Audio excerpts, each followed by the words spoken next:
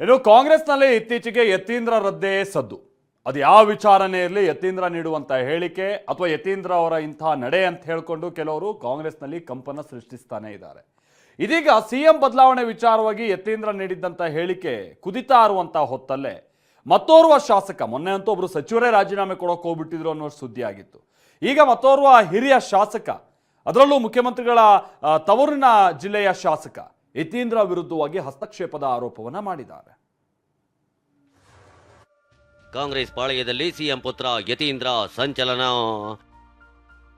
ತನ್ವೀರ್ ಸೇಠ್ ಕ್ಷೇತ್ರದಲ್ಲೂ ಯತೀಂದ್ರ ಹಸ್ತಕ್ಷೇಪ ಮಾಡ್ತಿದ್ದಾರಾ? ಯತೀಂದ್ರ ಸಿಎಂ ಸಿದ್ದರಾಮಯ್ಯ ಪುತ್ರ ಯತೀಂದ್ರ ಈಗ ಕಾಂಗ್ರೆಸ್ ಪಾಳೆಯದಲ್ಲಿ ಕಂಪನದ ಕೇಂದ್ರ ಬಿಂದುವಾಗಿದ್ದಾರೆ. ಇಂಧನ ಇಲಾಖೆಯಲ್ಲಿ ಯತೀಂದ್ರ ಹಸ್ತಕ್ಷೇಪ ಮಾಡಿದ್ರು ಅಂತ ಜಾರ್ಜ್ ರಾಜೀನಾಮೆಯನ್ನೇ ಕೊಡಲು ಮುಂದಾಗಿದ್ರು ಎಂಬ ಸುದ್ದಿ ಕಳೆದ ವಾರ ಸಂಚಲನ ಸೃಷ್ಟಿಸಿತ್ತು. ಇದಾದ ಬಳಿಕ ಅಪ್ಪಾಜಿಯೇ 5 ವರ್ಷ ಸಿಎಂ ಅಂತ ಹೇಳೋ ಮೂಲಕ ಯತೀಂದ್ರ ಬದಲಾವಣೆಯ ಬೆಂಕಿಗೆ ತುಪ್ಪ ಸುರಿದಿದ್ರು. ಹೀಗೆ ಒಂದಲ್ಲ ಒಂದು ವಿಚಾರದಲ್ಲಿ ಹೇಳಿಕೆ ನೀಡಿ ಸುದ್ದಿಯಲ್ಲಿರೋ ಯತೀಂದ್ರ ವಿರುದ್ಧ ಮತ್ತೊಬ್ಬರು ಅಸಮಾಧಾನ ಹೊರಹಾಕಿದ್ದಾರೆ. ಅದೇ ಕಾಂಗ್ರೆಸ್ ಶಾಸಕ ತನ್ವೀರ್ ಸೇಠ್.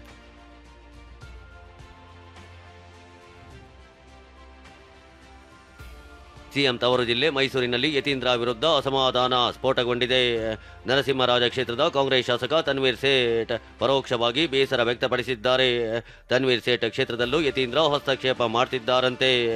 ಅಧಿಕಾರಿಗಳು ಶಾಸಕರ ಮಾತು ಕೇಳ್ತಿಲ್ವಂತೆ. ಹೀಗಾಗಿ ನಿನ್ನೆ ಮೈಸೂರಿನಲ್ಲಿ ಪೊಲೀಸ್ ಠಾಣೆ ಉದ್ಘಾಟನೆ ಸಮಯದಲ್ಲಿ ಸಚಿವ ಪರಮೇಶ್ವರ್ ಮುಂದೆ ತನ್ವೀರ್ ಸೇಠ್ ಬೇಸರ ಹೊರಹಾಕಿದ್ದಾರೆ. ಈಗ ಹೇಳ್ತೀನಿ ಇಲ್ಲ, ಏನು ಆರೋಪ ಬರೀ ನಾವೇ ತಗೊಳ್ಳೋದು ಬೇಕಾಗಿಲ್ಲ. ಇಲ್ಲ ನಾನು ಮಾತಾಡಲ್ಲ. ಈಗ ಟೈಮ್ ನನಗೆ ಆಮೇಲೆ ಶಾಸಕ ಅನಿಲ್ ಸೇರಿ ಹಲವರು ತನ್ವೀರ್ ಸೇಠ್ ಮನವೊಲಿಸಿದ್ದಾರೆ. ನಾನು ವೇದಿಕೆಗೆ ಬರಲ್ಲ, ಬಂದ್ರೆ ಬೇರೆಯೇ ಮಾತನಾಡಿ ಬಿಡ್ತೀನಿ ಅಂತ ತನ್ವೀರ್ ಸೇಠ್ ಗರಂ ಆಗಿದ್ದಾರೆ. ಕೊನೆಗೆ ಒಲ್ಲದ ಮನಸ್ಸಿನಿಂದಲೇ ಕಾರ್ಯಕ್ರಮದಲ್ಲಿ ಭಾಗಿಯಾಗಿದ್ದಾರೆ. ಕಾರ್ಯಕ್ರಮದ ಬಳಿಕ ಮಾತನಾಡಿದ ತನ್ವೀರ್ ಸೇಠ್, ಕೆಲವು ಅಧಿಕಾರಿಗಳು ಶಂಕದಿಂದ ಬಂದ್ರೇನೆ ತೀರ್ಥ ಅಂದುಕೊಂಡಿದ್ದಾರೆ. ಹಸ್ತಕ್ಷೇಪ ರಾಜ್ಯದ ಉದ್ದಗಲಕ್ಕೂ ಆಗ್ತಿದೆ ಅಂತ ಕಿಡಿಕಾರಿದ್ದಾರೆ. ಅದು ಎಲ್ಲ ಹಂತದಲ್ಲೂ ಆಗ್ತಾ ಇದೆ, ರಾಜ್ಯ ಉದ್ದಕ್ಕೂ ಆಗ್ತಾ ಇದೆ. ಸೊ ಇದೆಲ್ಲ ಏನು ಮಾಡಬೇಕು ಅನ್ನೋದನ್ನು ಸರಿ ಮಾಡುವಂಥ ಕೆಲಸ ಮಾಡ್ತಾ ಇದ್ದೀವಿ.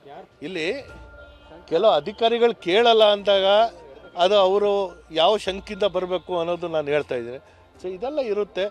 ಕೆಲವೊಂದು ನಾವು ಏನು ಒಂದು ಗೌಪ್ಯವಾಗಿ ಹೇಳ್ತಾ ಇದ್ದೀವಿ, ಅದು ಬಹಿರಂಗ ಆಗುವಂಥ ಸನ್ನಿವೇಶಗಳು ಬಂದಾಗ ಖಂಡಿತವಾಗಿ ಅದು ಬಹಿರಂಗ ಆಗುತ್ತೆ, ಸ್ಫೋಟ ಆಗಲ್ಲ. ಪಟ್ಟದ ಫೈಟ್, ಯತೀಂದ್ರ ಬಾಂಬ್ ಬೆನ್ನಲ್ಲೇ ಕಾಂಗ್ರೆಸ್ನಲ್ಲೇ ಕಂಪನ.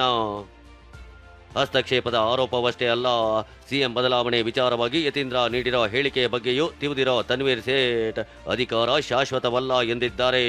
ಏನು ತೆಗಿಬೇಕು ಅಂತ ಬೇಡಿಕೆ ಕೊಡ್ತಾ ಇದ್ರು, ಅದಕ್ಕೇನು ಮನ್ನಣೆ ಕೊಟ್ಟಿಲ್ಲ. ಸೊ ಹಾಗಾಗಿ ನನ್ನ ಪ್ರಕಾರ 5 ವರ್ಷ ಸಿದ್ದರಾಮಯ್ಯ ಸೇವೆ ಮಾಡಿರ್ತಾರೆ. ಯಾರಿಗೂ ಅಧಿಕಾರ ಶಾಶ್ವತ ಅಲ್ಲ. ನಾನು ಏನೇನು ನಿರೀಕ್ಷೆ ಮಾಡಿಕೊಂಡ್ರು ಪ್ರಕೃತಿಯ ನಿಯಮನೇ ಬೇರೆ ಇರುತ್ತೆ. ವರಿಷ್ಠರ ರೀತಿಯಲ್ಲಿ ಹೈಕಮಾಂಡ್ ರೀತಿಯಲ್ಲಿ ವರ್ತನೆ ಮಾಡ್ತಾ ಇದ್ದಾರೆ ಅನ್ನೋ ವಿಚಾರಕ್ಕೂ ಕೂಡ ನನ್ನ ಉತ್ತರ DK ಶಿವಕುಮಾರ್ ಅವರು ಏನು ಹೇಳಿದ್ದಾರೆ ಆ ಮಾತಿಗೆ ನಾನು ಸಮರ್ಥಿಸ್ತೇನೆ. ಏನೋ ಯಾರೋ ಹೇಳಿಕೆ ಕೊಟ್ರೆ ಸಿಎಂ ಬದಲಾವಣೆ ಆಗಲ್ಲ ಅಂತ ದಿನೇಶ್ ಗುಂಡೂರಾವ್ ಹೇಳಿದ್ರೆ, ಗೃಹ ಸಚಿವ ಪರಮೇಶ್ವರ್ ಹೈಕಮಾಂಡ್ ಎಲ್ಲವನ್ನ ಗಮನಿಸುತ್ತಿದೆ ಅಂದ್ರು. ಯಾರೇನಾದ್ರು ಹೇಳಿಕೆಗಳು ಕೊಟ್ಟರೆ ಅದರಿಂದ ಬದಲಾವಣೆ ಅಥವಾ ಇನ್ನೊಂದು ಆಗುವಂಥದ್ದು ಏನು ಪ್ರಶ್ನೆ ಬರೋದಿಲ್ಲ. ಇದು ಪಕ್ಷದ ಹಿತದೃಷ್ಟಿಯಿಂದ ಮುಂದೆ ಏನ್ ಮಾಡ್ಬೇಕು ಅದು ಹೈಕಮಾಂಡ್ ಮಾಡೇ ಮಾಡ್ತಾರೆ. ಅದ್ರ ಬಗ್ಗೆ ಈಗ ಮಾತಾಡುವಂತ ಅವಶ್ಯಕತೆ ಇಲ್ಲ. ಇದೇನೇ ಇದ್ರೂ ನಾವೆಲ್ಲರೂ ಒಂದಾಗಿದ್ದೀವಿ. ಅದನ್ನ ಅವರೇ ನಿರ್ಧಾರ ಮಾಡಬೇಕು. ನಾವ್ಯಾರು ಕೂಡ ನಿರ್ಧಾರ ಮಾಡೋಕ್ಕೆ ಸಾಧ್ಯನೇ ಇಲ್ಲ. ಈಗ ಏನಿದೆ ಅಲ್ಲೂ ಅವರು ಗಮನಿಸಿ ಯಾವಾಗ ತೀರ್ಮಾನ ತಗೋಬೇಕು ಅವಾಗ ತಗೊಳ್ತಾರೆ. ಹೈಕಮಾಂಡ್ನವರು ಕರೆ ಬರಬೇಕು, ಬೇರೆ ಯಾರು ಕರೆ ಬಂದರೆ ಏನು ಉಪಯೋಗ ಇಲ್ಲ. ಹೈಕಮಾಂಡ್ನವ್ರ ಕರೆ ಬಂದ್ರೇ ಎಲ್ಲ ಇತ್ಯರ್ಥ ಆಗೋದು. ಚರ್ಚೆ ಆಗ್ತದೆ ಎಲ್ಲ ಕಡೆ. ಡೇ 1 ಚರ್ಚೆ ಆಗ್ತದೆ, ಇವತ್ತಿಲ್ಲ. ಡೇ 1 ಅದು ಇನ್ನೂ 2 ವರ್ಷ ಚರ್ಚೆಯಲ್ಲಿ ಇರ್ತದೆ. ನಮ್ಮ ಪಕ್ಷ ಗಟ್ಟಿಯಾಗಿದೆ, ಡೆವಲಪ್ಮೆಂಟ್ ಮಾಡಿದ್ರೆ ಅಷ್ಟು ಮಾತ್ರ ಹೇಳಲಿಕ್ಕೆ ಇಚ್ಛೆ ಪಡ್ತೀನಿ. ನಾಯಕತ್ವ ಬಡಿದಾಟವೇ ವಿಪಕ್ಷಕ್ಕೆ ಅಸ್ತ್ರವಾಗಿದ್ದು ಕೇಂದ್ರ ಸಚಿವರು ಟೀಕಿಸಿದ್ದಾರೆ.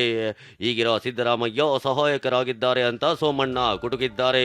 ನೋಡಪ್ಪ ಅಪ್ಪ, ಅವರು ಅದು ಒಂದನ್ನು ಬಿಟ್ಟರೆ ಬೇರೆ ಏನನ್ನೂ ಮಾಡ್ತಾ ಇಲ್ಲ.